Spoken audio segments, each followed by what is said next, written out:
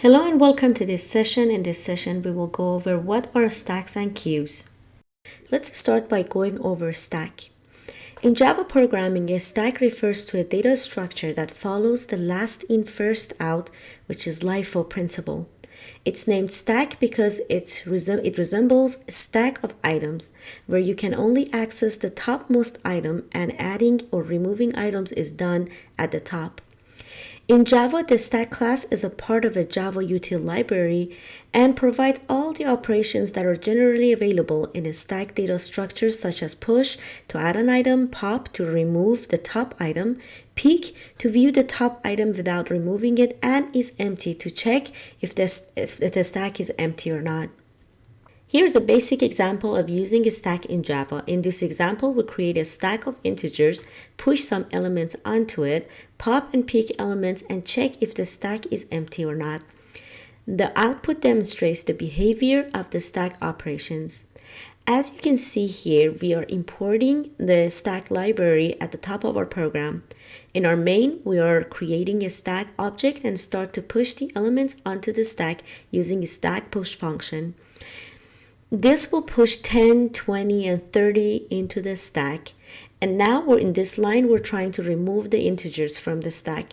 As we mentioned before, a stack is last in, first out, which means once we use the stack pop function to remove, the first element popping from the stack will be the 30. Then it will be the 20 if we run the stack pop function again. Now in this line, we're trying to peek and see what element is still in our stack, and our first element that we can see and find is 10, which will be outputted. To empty the stack, we can simply use the stack is empty function from the stack library, as you can see here. Stacks are important in Java programming and in computer science in general for several reasons. We're going to list several reasons in here as an example. Number one reason can be the algorithm implementation. Many algorithms such as depth-first research, backtracking, and expression evaluation can be efficiently implemented using stacks. Another reason why stacks are important in Java programming are function calls. Stacks are used by programming languages internally to manage function calls. Each time a function is called, its parameter and local variables are pushed onto the call stack and popped off when the function returns. Memory management is another reason why stacks are important in Java programming. Stacks are used for memory management in programming languages in general. Local variables and function calls data are typically stored on the stack, which is more memory efficient than storing them on the heap. Other reasons are included, but not limited to parsing and syntax analysis, undo functionality, and resource management. Stacks can be used for managing limited resources, such as in a stack-based memory allocation system where memory is allocated and deallocated in a last-in, first-out manner. Overall, understanding and effectively using stacks can lead to more efficient and elegant solutions to various programming problems. Okay, now let's talk about queue. In programming, a queue refers to a data structure that follows the first in, first out principle. It's similar to a real-life queue where the first person who joins the queue is the first one to be served. In Java, the queue interface defines several operations that can be performed on a queue.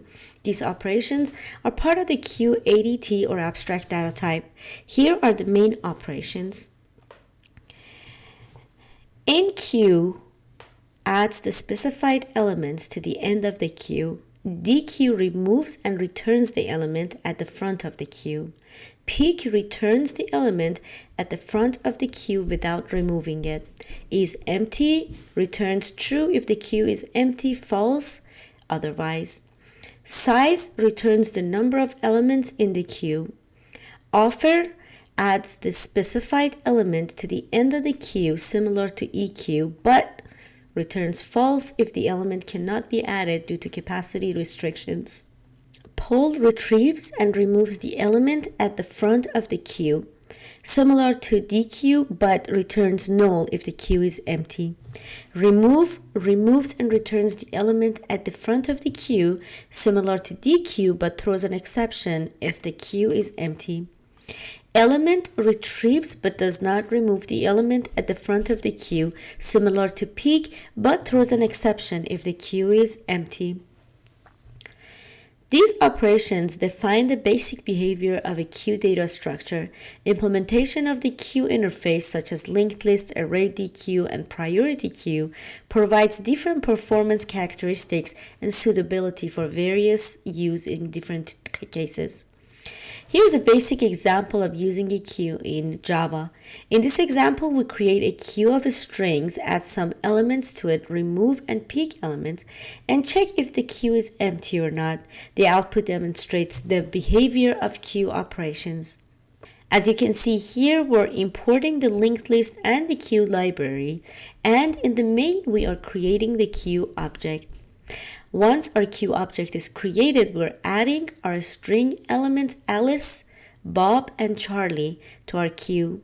Since queue is first in, first out, once we try the queue.pull function to remove an element, the first element that will be removed is Alice. And if we repeat it, Bob will be removed from the queue as well. In the next line of code, we're trying to peek the front element without removing it using peek function. Last line of code is using isEmpty function to check and see whether the queue is empty or not. Queues are important data structure in programming for scenarios where elements need to be processed in the order they were added. Here are several queues benefits in Java and other programming languages, primarily due to their first in, first out nature and the operations they support. One of the first benefits of queues is order preservation. Queue maintain the order in which elements are added. This is used in scenarios where the order of processing is important, such as processing tasks or messages in the order they were received. Synchronization is one of the benefits of using queues. Java provides synchronized queues implementations that are thread safe. This allows multiple threads to safely add and remove elements from the queue concurrently without risking data corruptions or race conditions. Buffering and flow control is another benefit of queues. Queues can be used to buffer incoming data or control the flow of data between procedures and consumers. For example, in multi-threaded environment, queues can be used as a communication mechanism between producers and customers' threads. Task scheduling is another benefit. Queues can be used to schedule tasks for execution in a certain order or at specific times. For example, a task scheduler can maintain a queue of tasks to be executed, ensuring that tasks are executed in the desired sequence. Resource management, breadth-first search, message passing, and priority queues are some of the other benefits that queues have. One of the most talked about benefits, as we mentioned earlier, is breadth-first search. Queues are a fundamental data structure used in BFS algorithms for traversing graphs or tree levels by level. BFS is often used in graph algorithm, shortest path algorithm, and network routing algorithm. Okay, now let's look at a simple illustration on how queues can be used in a real-world application. Let's imagine you're going to a theme park and wanting to ride a roller coaster. This fun example demonstrates the use of queues for simulating a line at a theme park. In this example, people join the queues to wait for their turn to ride the roller coaster. Once they finish their ride, they exit the queue, which will be the dequeue, and will simulate this using Java's linked list as their underlying data structure for the queues. In this example, people join the queue, which is EQ, by adding their names to the right queue. The while loop simulates people riding the roller coaster. Each person is dequeued, which we're using pull for that, from the queue and then simulated to be riding the roller coaster for a random duration between 1 to 5 seconds. After riding, the person's name is printed, indicating they have finished the ride. The loop continues until the queue is empty, meaning everyone has ridden the roller coaster. Finally, a message is printed to signify the end of the simulation. This will conclude this session. Please let me know if you have any questions about stack or queue.